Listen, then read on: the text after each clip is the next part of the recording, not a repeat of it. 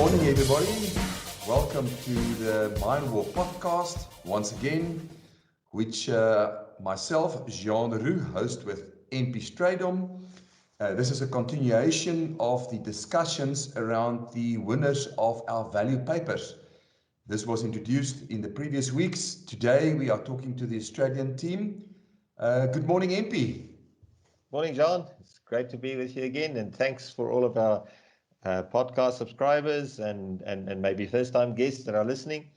We really appreciate everyone who listens to our podcast, and we also want to remind you, everyone, by the way, to subscribe and click on those like buttons. It really helps to get the message out for us as well. You sound like a YouTuber now, MP. I do my best, but... To refresh your mind around the value papers, when lockdown came as part of motivating people to focus deeply, our CEO, Peter Nell, together with MP, launched this value paper competition. We ran the competition over 4 weeks plus. All the regions of MineRP contributed, from Australia to Chile to South Africa and Canada. We had 23 papers that were submitted. They were around what MineRP product can be used for and how you can derive value from it. We had 4 winners for the 4 weeks. And authors of the paper that we are discussing today were the winners of week 3. Good morning, Yolandi, Hannah, Adrian. Let's start with Hannah. Hannah, introduce yourself, please.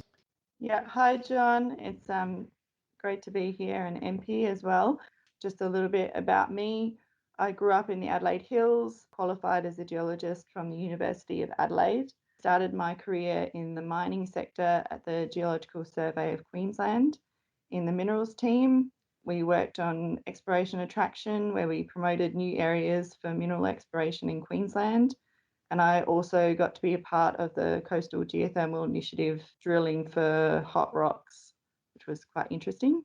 Then took a secondment to the resource planning team, where I worked in tenement administration, land conservation, and tenure assessments.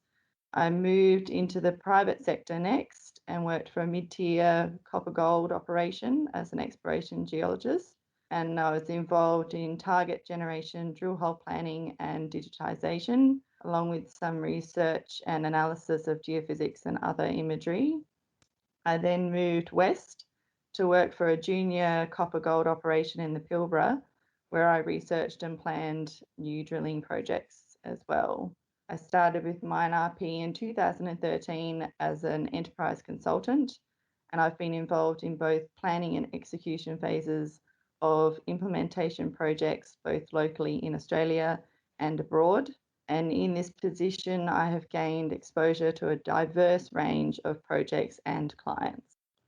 Wow, so you are qualified to have contributed to the paper. No wonder you guys have won, hey, MP?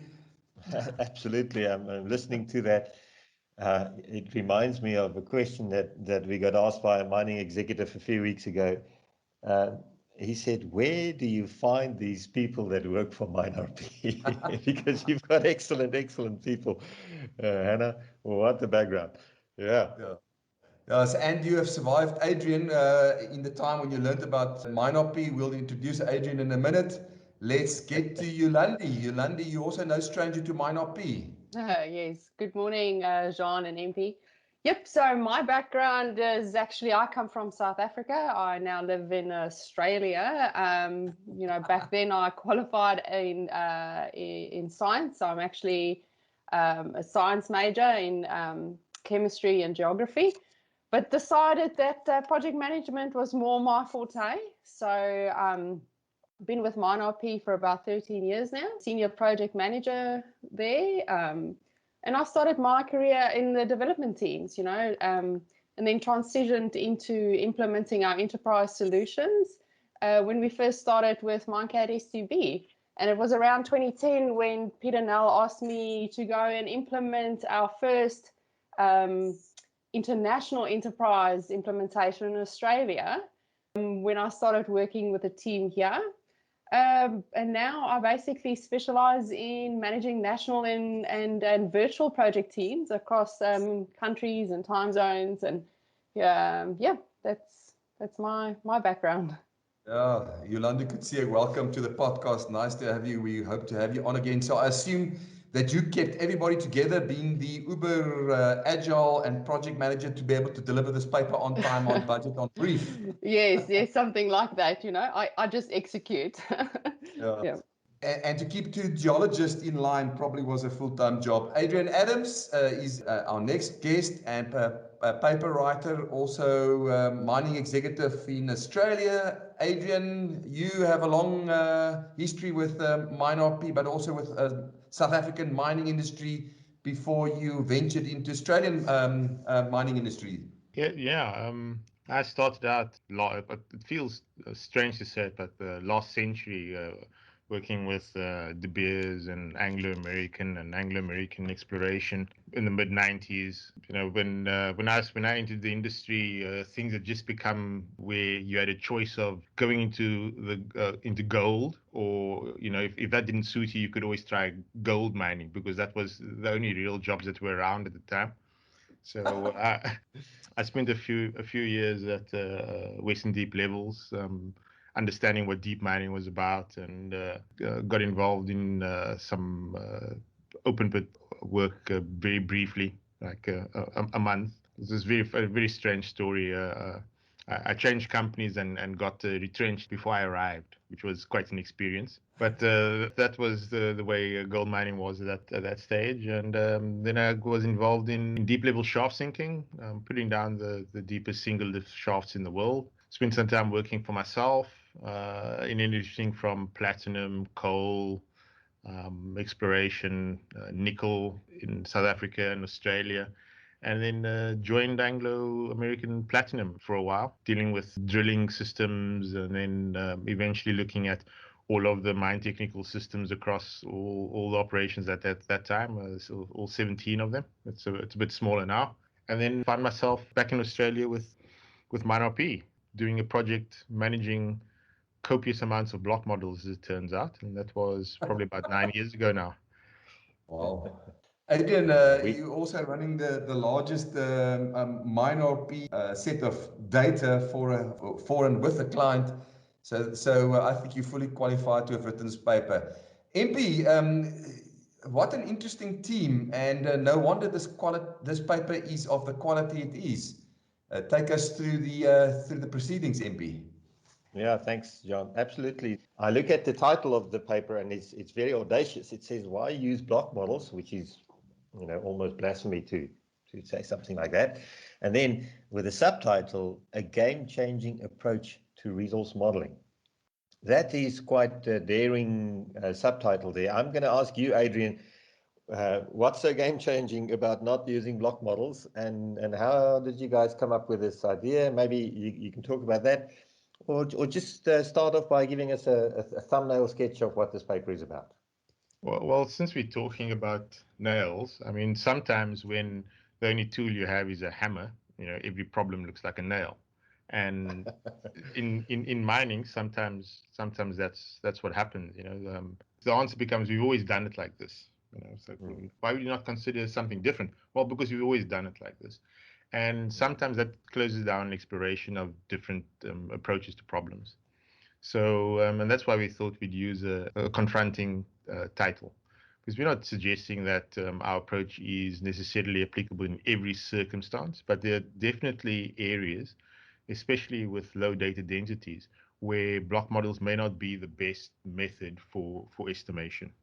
But what's really good about applying that thinking to the edges of the problem, where data density may be an issue, is that eventually you might be able to apply those techniques everywhere, because you get other advantages, like computing power increases to make it possible for you to apply the technique into the areas where you thought it wasn't necessarily applicable or fast. So because we spent so much time in Australia dealing with our clients and lots of block models, there are areas where they may not necessarily be the best way of representing the geology. And that's where we started thinking about maybe we should explain a little bit more about why that may be the case. And that sort of underpins us saying, well, look at the duplication that happens. People have wireframes define an area, then they fill it with blocks. And then they hand it on to a client, a planner, for instance. And one of the first things the planner does is refactor the blocks and then turn them back into wireframes and then work with those. We sort of looked at this and said, well, maybe there's certain instances where you could factor things to stick with a simpler shape, stick with the wireframes, describe them in different ways, format them to make the life of the consumer, the downstream user, easier, and maybe get a better, faster, quicker, less complex result that way. And that's really what our paper is about. MP, it sounds like heresy. I call heresy. Well, I mean, you're right, Adrian, that of course, using wireframes to represent ore bodies is not new in itself, but it is this back and forward between wireframes and block models that has the potential to lose a lot of data and just add to the complexity of the process. So, Yolandi, maybe I can ask you about your approach in the development of this paper. Yep. Do you want to talk a little bit about that? Because that is a fairly new way of approaching things for MineIP as well. So like Adrian said, when we came up with this idea, it was really on the back of having worked with one of the world's largest mining companies in resource geology for a really long time. And which has given us a lot of insight into the problems they're facing. And also at the very same time, we just got off a live resource modeling challenge, where we did a lot of work with artificial intelligence and machine learning. And it got us thinking and asking the question, why? Why are we not challenging the status quo? Why are we not using AI and ML more in the mining industry? The ability to produce grade estimates without a block model exists, and we should be pushing that paradigm with our clients. When we approach this paper, because it's really Adrian that initiated the topic, with his vast experience, we decided, look, let's try this issue-based consulting approach that MineIP uses. And Adrian guided Hannah and I and how to structure our arguments and how to, really make sense of it all. And we were able to put it down in a paper that I think is relatively easy for people to understand an extremely complex topic. So, Yolandi, for you, it was not only about the actual subject matter, but also about the way in which we think about using technology to add value and to solve specific problems, right? Yes, that's right. I think we need to ask the question why a lot more. We don't ask that enough of our clients and ourselves. Now, you've introduced the topic of AI, or artificial intelligence and machine learning. We are going to have to come back to that later on, because that's a topic that lots of people talk about, but very few people understand in enough detail, which is maybe one of the reasons that it doesn't get used enough.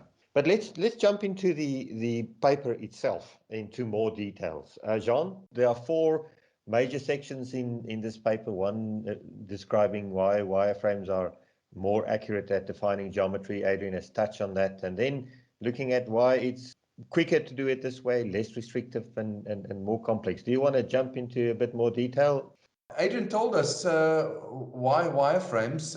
Yolandi, in the sake of time, why don't you continue telling us about why are they more accurate and why are they quicker? So when it comes to wireframes versus block models, to process a block model takes a lot of time, specifically because they're obviously extremely large in most cases. But also in the current workflow, what's happening is the geologists, they will fill up their wireframes with block models. They'll estimate the grade into those blocks, and then the planners will turn those blocks into wireframes. And that whole process is extremely laborious and unnecessary steps. So generally, the processing of these block models with the lengthy times compared to the wireframes adds complexity, it adds risk to the organization. And when we have things like AI and ML estimation methods that can take into account the spatial relationships, where block model estimation techniques like kriging take multiple steps to do the same thing, I think we should really be using those techniques rather.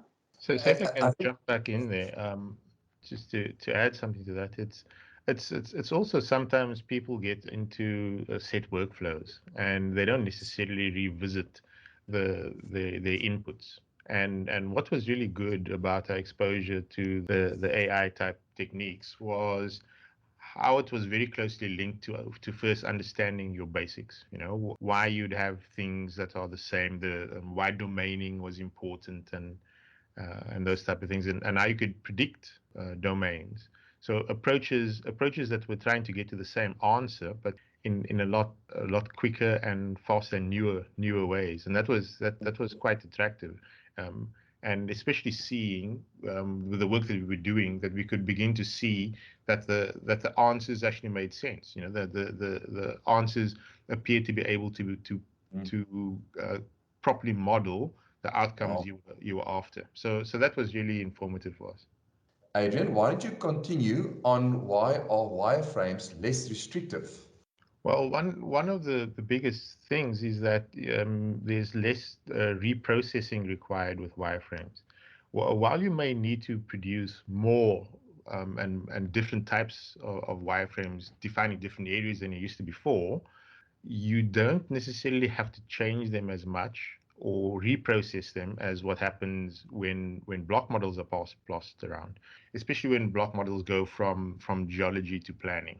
There's reblocking, and there's lots of issues that can happen in that process. You know, averaging, smearing of boundaries, and so on. But and people sometimes get fall into the black box scenario where something's been written to do a reprocessing, and people don't really validate that it hasn't changed the character of what they're dealing with. So not having to process your fundamental data as many times is really important, because one, it saves time, and two, it saves energy, right? And also it reduces risk, because you know that it's less likely that an unforeseen or unexpected change has been introduced into your data.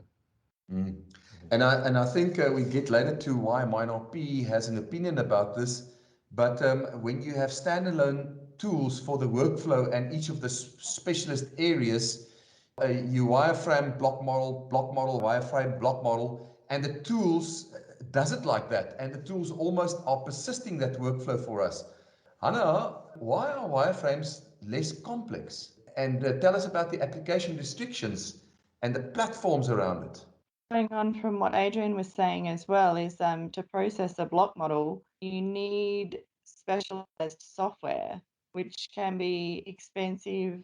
You require training. Not every software package handles a block model in the same way as another. So you might encounter issues with your data when transferring from one to another. Whereas to process a wireframe, all you really need is a CAD engine.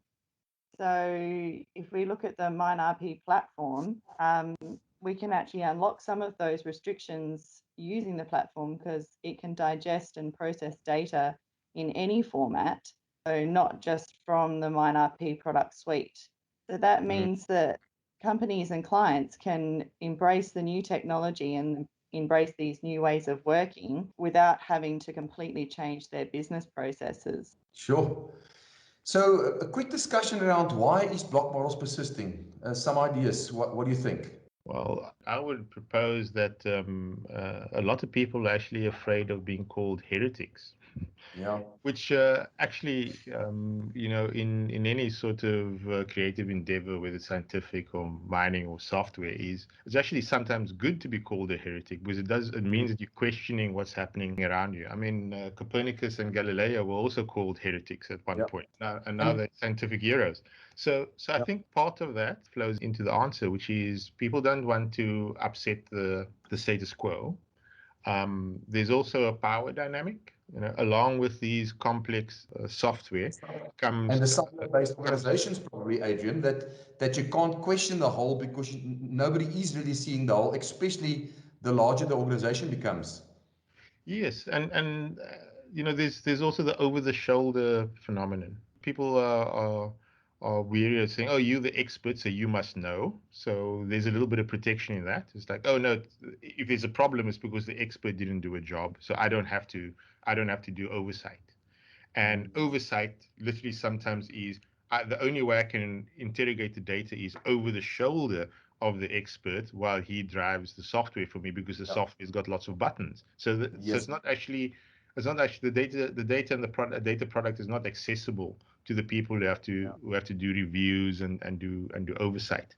That's very powerful, especially with the Manapi platform, is being able to put the data and the data products in simple viewers so that people can spend more time exploring the data themselves. So we are talking about standalone applications and the implications of an end-to-end integrated platform. MP, there's probably lots of impact on different data consumers in an integrated platform, specifically in this topic as well. We've talked about this, and some of the other authors in our value paper competition talked about the time value of data, how the value of data decays over time as it takes time to export from one system into another system, etc. And by the time that I receive the data, it's too late to use the data to make a decision. I think there's lots to be said about getting the data into a format which is easily adopted, but also getting that data into information in the time that it counts. Before we end our conversation, everyone talks about cloud systems and high performance computing, etc. And Yolande has touched on machine learning and artificial intelligence and so on. Of course, these computations and the massive amounts of data that working with here requires a lot of computing power. And then we're not even talking about the computing power that's required when we get into design evaluations. One of you want to comment on how we're able to use the platform of that Manapi provides, as well as this new approach to harness the power of high performance computing and cloud computing to solve some of the complexities here. I know that Hannah wants to jump into this one, but I've got something to say, and that is, look, this, speed is relative.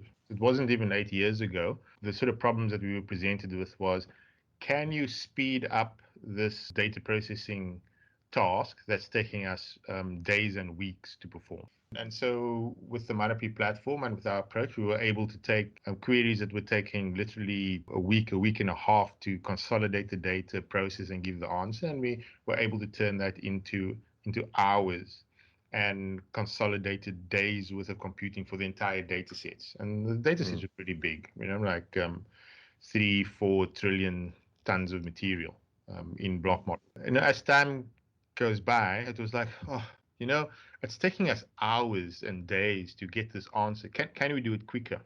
And so with high performance computing, we're now looking at the calculations that can sometimes take hours, which is really fast compared to the way it used to be. And we're now looking at it and thinking we can actually get this down to minutes and seconds.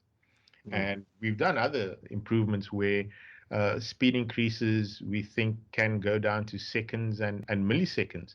And what that does is change the focus of someone that is doing a job, and takes a huge chunk of time that used to be the vast majority of what they did, preparing and analyzing and collating the data.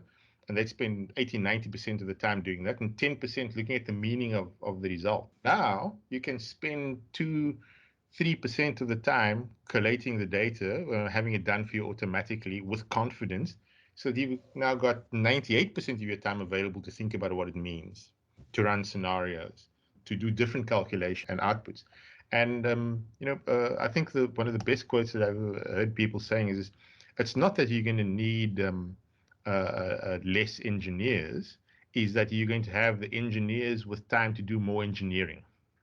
And less data jockeying. And less data jockeying. That for me is a fantastic way of looking at things. It's like, spending more time thinking and analyzing the impact of what you're seeing rather than actually getting to an answer. And that's one of the key improvements that a platform like Minopy brings into any mining enterprise. Yeah, sounds great. Guys, we have in fact run out of time now, and that's what happens when you're having fun. Time just flies. We're going to end off our podcast like we always do. Firstly, let me just remind everyone who listens that this paper will be, or a link to this paper will be put into the description of the podcast. So you're welcome to follow that link so that you can have access to the actual paper itself. It's really an easy and a good read, and very valuable. Adrian, Hannah, and Yolandi, we always ask our guests when we end off our show what they're reading, what's on their bedside table. So why don't we start with you, Hannah? What are you reading? I've got a couple. I just finished one called Before the Coffee Gets Cold, which is set in Tokyo, Japan, and it's about a cafe that offers its patrons the opportunity to travel back in time. So it follows 4 visitors to the cafe, and each have their own unique experience and learn something about themselves or others on their journey. But there's one proviso is that they have to get back before the coffee gets cold. So it was a really lovely book and well worth the read if you ever come across it.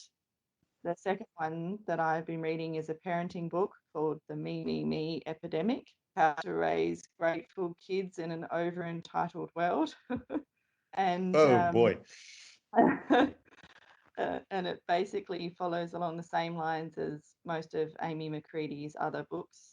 So it teaches parents positive parenting solutions, ways to encourage kids to contribute and act with compassion and gratitude, rather so they feel like a sense of empowerment instead of entitlement. So with 2 teenagers in my house, I think I'm going to go for that one immediately. Yeah, well, we've seen great results with our 2-year-old already. So, yeah. Wonderful. Yolandi? So I have picked up something that's made the headlines as of late.